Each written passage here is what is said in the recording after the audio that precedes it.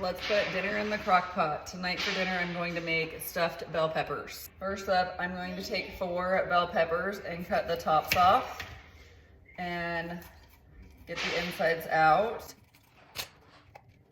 And then just set them in your crock pot. I'm going to use my food processor for this because it's just easier, but you can shred your carrots too.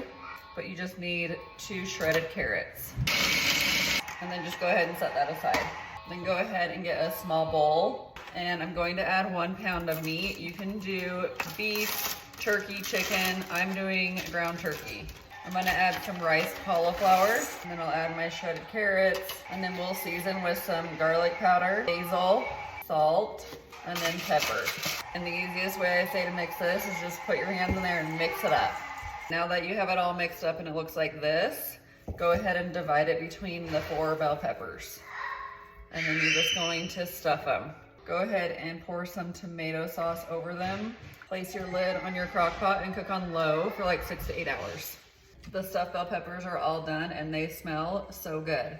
I have some rice going that I'm going to put these over, but I will put this full recipe in the description below, and then join me for more recipes.